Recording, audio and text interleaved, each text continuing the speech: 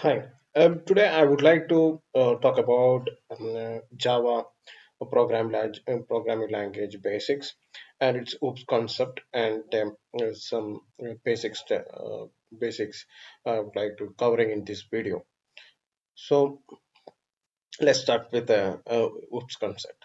So there is a different programming paradigm that's for programs are following nowadays. That is, as we can see the evolution of these programs, we can see that procedural program, object-oriented program, functional program. So these all are different category of the programming paradigm or programming styles. So Java belongs to one of the category that is known as object-oriented programming concept. So what is the difference between these? There is a difference, but in this particular topic, a particular video, I would like to cover about object-oriented programming language, which is which is following by the Java. Okay, so Java is nothing but a object-oriented programming language, and its basic principles are that are or most important part of this program will be the object. Okay, so Java, everything, we can connect or we can interact with other world programming on based on the object. So what is the object, as we can talk about in the following part of this video.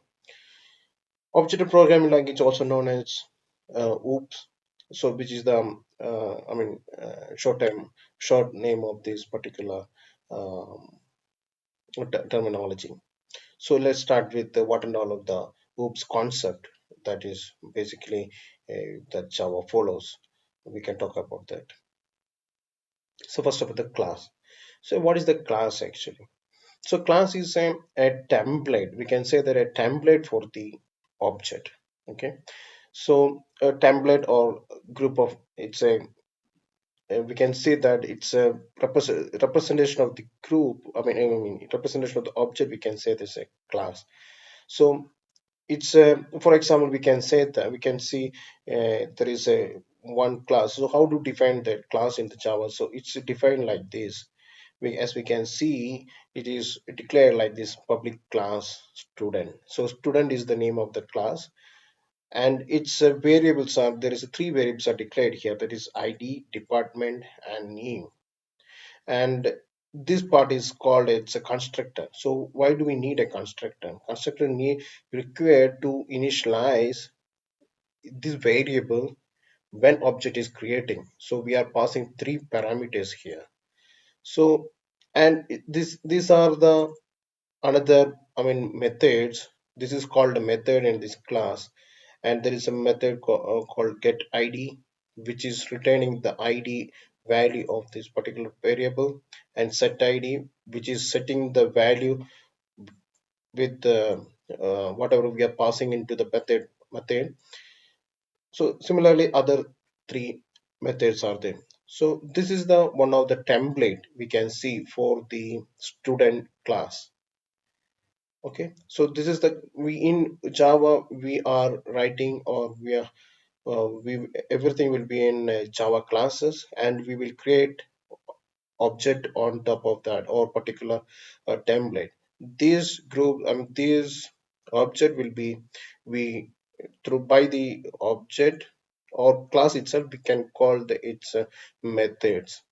Okay, so in OOPS concept in Java, the class is the template for the entities. Okay, so we can see in Eclipse, when we start the Eclipse, after installing the Eclipse, we can see this welcome page, and there will be one Java program we will create. How do we create it? We can go through file new, called Java project. If we clicking on this, there we can give the name of the project. Okay, so after that there will be a source, a directory will be there, then we are creating the package. So we will talk about this package, naming convention of the class, methods, etc. in the following, but for now just we can follow that.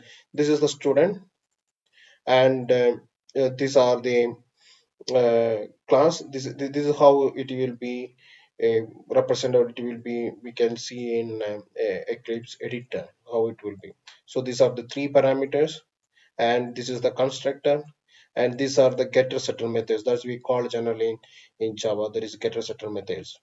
Okay, and then the next one will be generally we will hear about, that is object. What is an object? So object is nothing but an instance of the class or entity. I mean, a representation of the class. I mean, that is, we are creating an object from the class.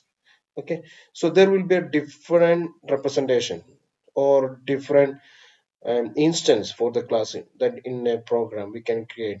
So how do we create? So one of the method or one of the uh, form or one way we can create the object, the previously we saw the student class, and how do we create the object? For that, we are the way how to create the object is, this is the way, that is student whose object we are creating. There's a student object we are creating, and student is the, this small letter student will be the name of the object, and this is how the in Java one object is creating. For this particular class, we are passing three variables. Okay, so this is how it will be. So we are using the new operator for creating the object, then the class name, and again we are passing three values. We can see in by code itself. I'm creating one new class here, test student. Main method to run. How to run this Java program? We can talk in coming videos, but just to follow the in this for this in this video for we are just selected this main method. So we it will automatically we will get this main method. So why do we need main method? That we can talk about in the following videos. So how do we create a student object? So I want the student object. So student name student equal to new operator. Through the new operator, we are creating the object for the student.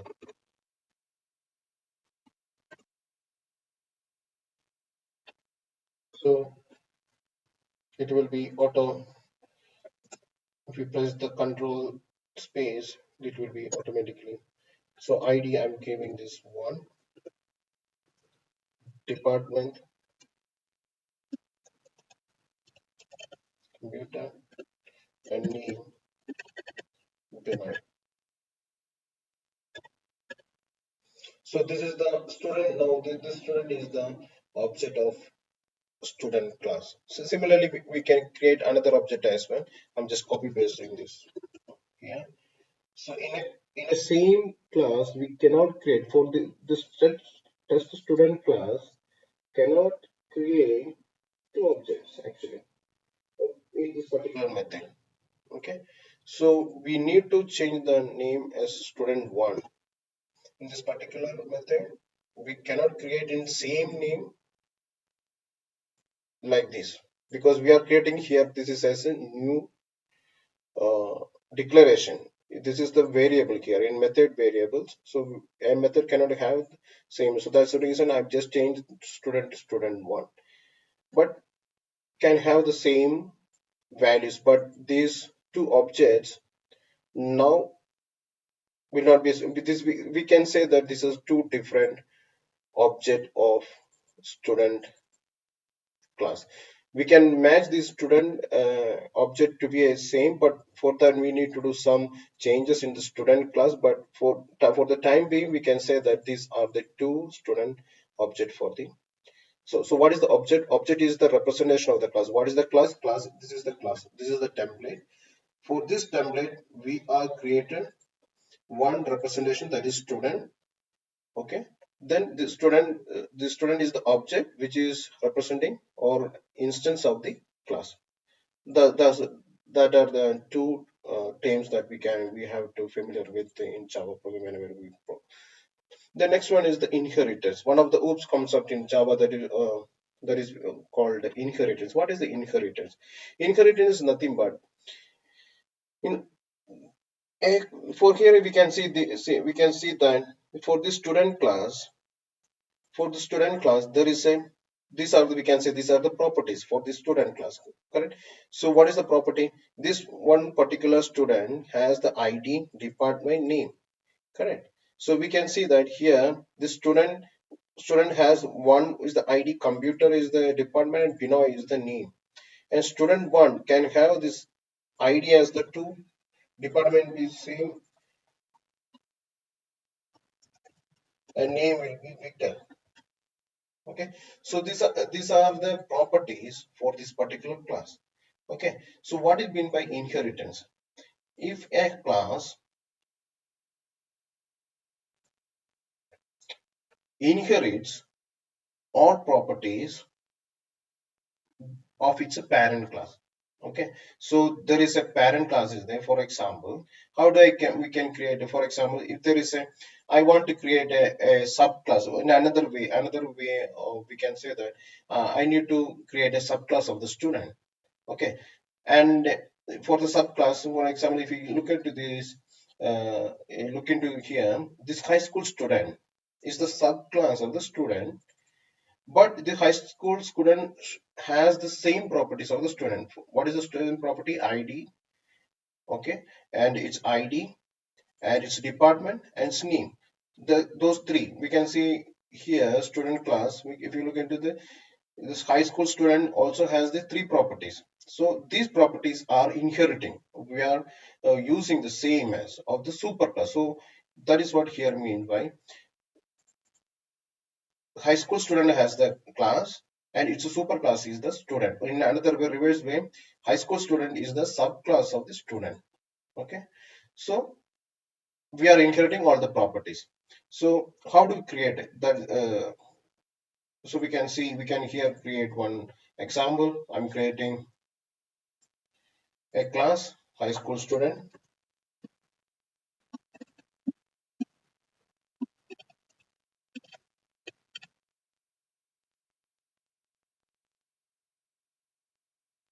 I can see here itself.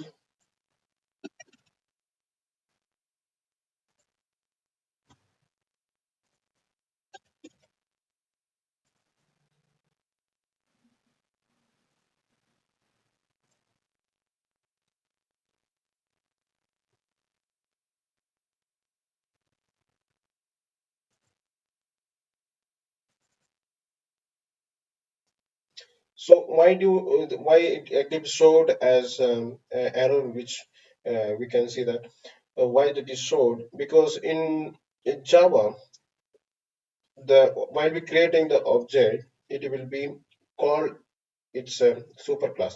So I can explain that.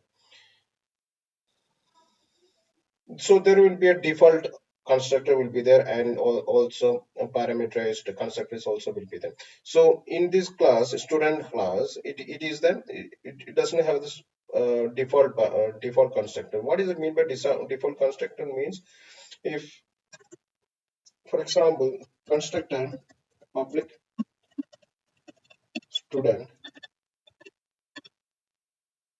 this is the default constructor, which means it doesn't have any parameter. So its properties will not be initialized. It's just to create an instance of this particular class. Similarly, here we can create. So if there is a default constructor is there, then it won't show any errors here. Why means while creating the student class, for example, student class.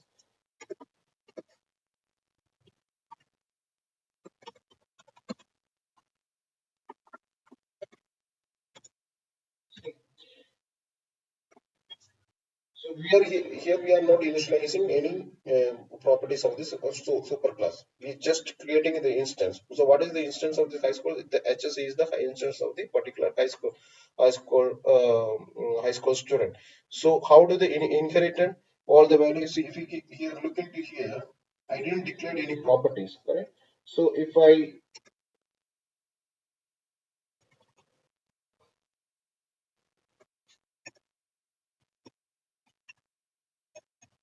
print hs dot. See, get department, get ID, get name. From where this is coming from? This is coming from these methods where we define these methods. That is defined in the students. Correct. So in students class we declared these methods, but it is getting, or we can access these methods in the subclass. Where what is the subclass here? It's a high school student is the subclass. So I can access that subclass. So what we can say that we are inherited all properties from the superclass in the subclass by using the extend keywords. That is what known as inheritance. That is what is known as the one inheritance. That is the one of the concept in the Java. Okay. So this is the third concept. And what is the polymorphism? A polymorphism in nothing but in a simple way we can say that one entity or one form can have multiple behavior. Okay, so how to convert this behavior in the programming style? For that, we can take one example, which is called which is a vehicle. Okay, in this vehicle, I can have this method here. Okay, so we can take the one example that is the vehicle, and this particular vehicle class has the one method that is known as move. That is the move method. So inside that move method, I'm just printing one statement, that is one string, that is this is from the vehicle class. Okay, and now I'm creating a subclass of this vehicle, that is the bike. Okay, here by inheriting, what will happen? If you inherit a one class, in subclass we can access all methods in the superclass. So I will get the move method here, correct? But I redefined it again. So this is called a this is what is the polymorphism means. Here instead of reusing the superclass method behavior, I just, what is the behavior here? It is the writing the one statement. Instead of that, here in the subclass, I'm writing its own method, or in its own statement. That is it. It is this is from the bike. That is the string is printing here. Again, this move method again in the same class I created one more time by passing one parameter. Without passing I cannot create, because without passing both method will be same. So it will say that already, it will complain. See, duplicate method, it's already there. So Java compiler will not recognize which one to be. So only one unique, the method signature should be unique in the class. So if we pass a parameter, here I'm passing the integer parameter. So this method will have the same name, but it is, we will use the terminology like it's overloaded. Okay, but the method name will be same, correct? So this way we are reusing the same method name in the subclass. So what is the superclass name? The move is the superclass superclass method, and we override here this move overloaded. Overloaded means whenever parameters changes, parameters syntax is changes, then we will say that overloaded. So this reusing of the method from the superclass and in the subclass itself, we are called, it's a polymorphism. So this we can see same signature we are overwritten. So this is the dynamic polymorphism. There is two types of polymorphism in Java. So this is a dynamic polymorphism, and this is the static polymorphism. Okay. So why this is called static dynamic polymorphism, in the sense when we do the compiler come to know when the object is creating. For example, in the test class, I created a vehicle. Okay. So in this vehicle, this way I created an instance. Okay, I mean I created a variable that is called variable type. It is a vehicle superclass. VH is equal to new bike, because this is the superclass. So it's, but the object created in the subclass level. Okay, so if we call vh dot move, it will print This is from vehicle. Okay, why this is happened? Because even though it is referred, it's a I mean, it's a variable is referred by the superclass, but it's object created on the subclass level. Okay, so it will print in the subclass level. Okay, again, if I create the object in the superclass, okay, so the parameter and the variable type is the vehicle, and its object is also created on the vehicle. Then if we call vh dot move, then this is print as a this is from this statement will be print. So this is how this is defined, how they which one will be print, that will only will come to know when we create the object. Okay, so that is called, it is called a dynamic polymorphism. Okay, but here this is already knows which one is going to print, because this is the parameter is changing, parameter has changed. So if you do like this,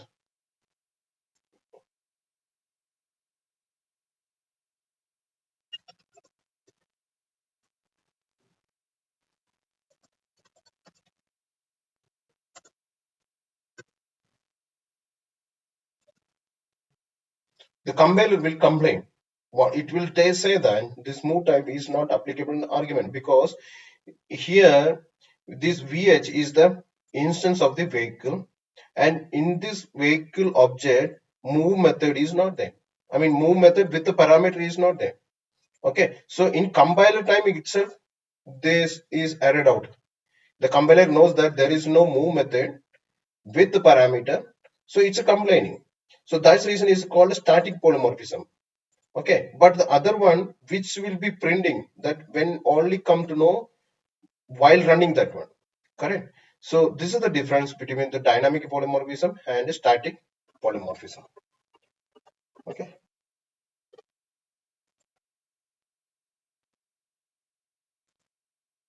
The next one of the concept is the abstraction.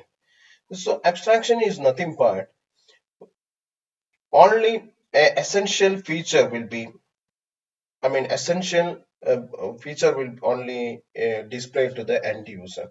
For example, if you look into the a car, okay, in vehicles, and we are only try if you look into the how if you press the, if you do the key on, or if you press the start button, the engine start. Okay, so for the end user to start the engine, he or she need to press the start button. Okay, in background the engine's work functionality will be complex. Correct. So that is for, as a end user perspective, that is not worry, or that is not displayed for the end user. So what is the end user knows how to start the engine, just to press the button. So all other complex logic are background, which is not visible into the user. So that that process known as the abstraction. So in technology or in programming way, how do we can achieve this abstraction? Okay, so that is, we do by abstraction, we achieve the abstraction by using in Java interface and abstract classes. Okay, so how do we create an interface or abstract classes? So let's see one example. See, in Java, to create an interface, we are create using the one keyword, that is interface. Okay, and we creating an interface. What is the interface? We will talk about in following videos. What is the interface? What is the abstract class? But for the time being, we just um, take this as it is. So how to create the interface using the interface keywords, and this is the I vehicle is the interface name. So here we just declare the method. We won't define anything here. We just declare one method that is called move. Okay, previously if you see that in our class, in super class, in previous example, we have the move. It's not defined, but it, I mean, declare, it's also defined what it is, what it's supposed to do, that method. That what is here doing, it's just printing the system.out.println. But in this interface we just declare the method. That's why we don't do any won't do any implementation here. So who will do the implementation? Whoever is using, or whoever is inheriting, or whoever is implementing that interface, that class supposed to do. For example, here if you can see that the scooter is going to implement this interface. So what the way that is using here is using the keyword implements. So the scooter implements iVehicle. Okay, so what will happen here? This class, scooter class, should implement this move method. If you delete this thing or comment it out, if we can see that this compiler will complain, telling that the scooter must implement inherit abstract method from the move. So this move, we can see that one move method is already here, but it is a parameter. Correct? It has the parameter. It's not matching with the same signature. So the move method, which has this in interface, should be implemented here. Okay. Otherwise, the compiler will complain. So I just implemented that method. I just printing that one, and I have just overloaded. It has the another same move method but different parameter. So this is called as overloading. Correct? The method overloading. Method overloading nothing but changing the syntax or number of parameters in the parameter in the method signature. So here I added one parameter. Okay, and another class, that is the cycle, that is also implementing the interface. It has also the same method, I mean move method. It's here is implemented, and this is nothing but just creating one statement, that is this is from the cycle. Okay, and here we can see that another method. Okay, so what is the advantage of this is nothing but both classes. We can see that cycle and scooter. We can see how the object is creating. Object is creating by, see, its type is, its object name is VH. Correct? VH is referred by the interface. Interface. Okay. So interface. Then we are creating the object of the whose scooter class object is we have created here. Okay, then we are called its methods here, that is vh.move. Similarly, the same instance I used here for creating the cycle. Okay, and here then object. So this is how, so for the end user, they are just known for who is the consumer. Actually the consumer only knows iVehicle. Okay, this is the time. So iVehicle have the move method. Okay, so in end user, if we tell them that the scooter and then the cycle, everything is a type of vehicle and it has only move method. Okay, so they can use that way. And how the implemented, that is implemented in the subclass, so they don't worry about how the implemented inside. And there might be complex logic how the move. Actually I'm just printed one statement, but in reality there will be a complex logic will be there. The move inside the move method itself, it will initialize the another class, and then again call its methods, and there will be complex logic will be DB operation, something will be there. So for the end user perspective, they only know that they should call the move method to move, and all complex logic how the scooter move, it depends on the scooter and its logic will be written here. And how the cycles moves, it's a different way, right? That will not be same as scooter, but it will move, both will move, right? So they will call on the instance of the cycle as well as the on scooter just move method, and its representative, or its the movement or logic will be different on both implementation. And that's how it will be hidden from the end user, but end user just know about this is a vehicle type and just call the move. Okay, this is what called an abstractions. And what is the encapsulation? The another one of the concept is the encapsulation. Encapsulation is nothing but wrapping the data and code, which means in in a class it has the properties, correct? For if you look into this one example, I can take the student. So here we can see that these are the properties. These properties, if you see that I declared it as a private, okay, which means this private, I'll tell this what is the private, public. You can see that public, private, and etc. But for the time we take, this is the private means these properties are not visible outside of the field, means outside of the this particular class.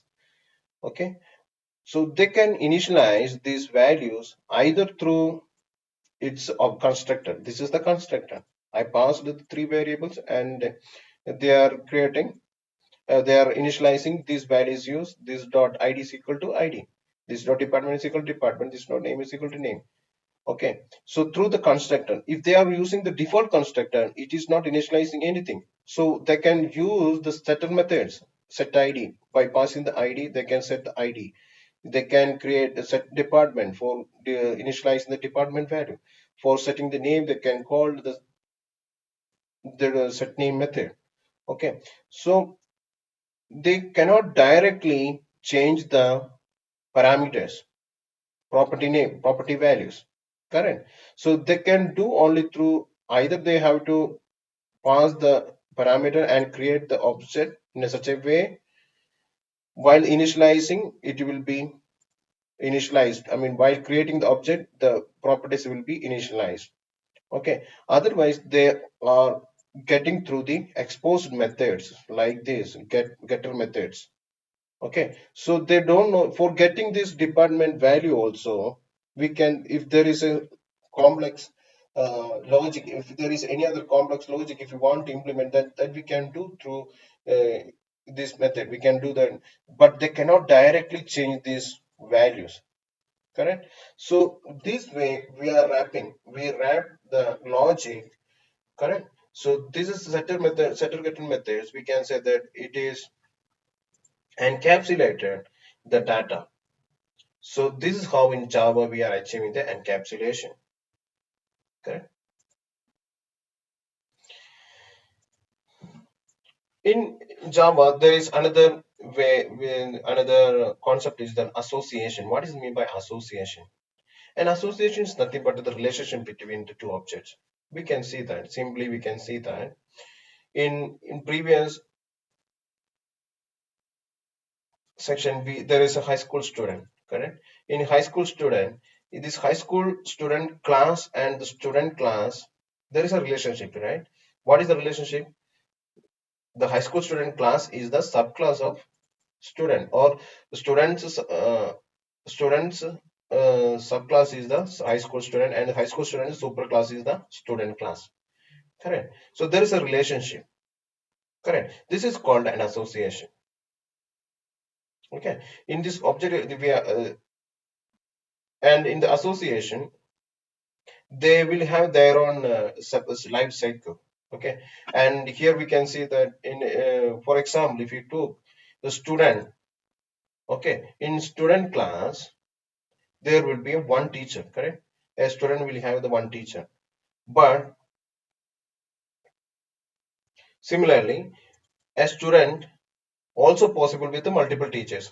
If the student has the one computer teacher, correct, and also student will have the multiple teachers also, computer students, and then mathematics student, mathematics teacher, and so the different, he will be studying different in high school. There will be a different subject they are learning, so there will be a different association will be, different relationship will be there, correct? So there is no, we can say these two entities or student and teachers are, we can treat as a different entity, and these are they're related in a such a way that this student, so teacher is this particular teacher object, correct? That's all the relationship, correct? But in aggregation, this is one type of the association. What is the difference between the association is that there is ownership such that object can't belong to any another parent object, which means, for example, a teacher, for example, there is a teacher department relationship we can take. A teacher will belongs to only in one department, correct? And correct. A teacher, a computer science teacher, its teacher's department will be department will be only computer, only one instance. So teacher will be mapped to one computer science department, correct? And a teacher cannot belong to multiple department, correct? A computer teacher, I mean, department teacher will not be belongs to mathematics or physics or chemistry, whatever. Okay, but if you delete the department, if you delete the in this context, if you delete the mathematics department uh, or computer science department, the teacher object will not be destroyed. Correct? That will still exist there. Okay, so this type of association, this we can say weak relationship. We can say that weak relationship. Okay, there's not tightly coupled between these two entities, but there is a relationship. What is? But there is a ownership is there. Correct. One teacher will belongs to computer science department or any one of the department. But whenever the department deletes, the teacher object will not be destroyed. Okay. So this way of association is called aggregation. But there is another uh, relationship is the composition.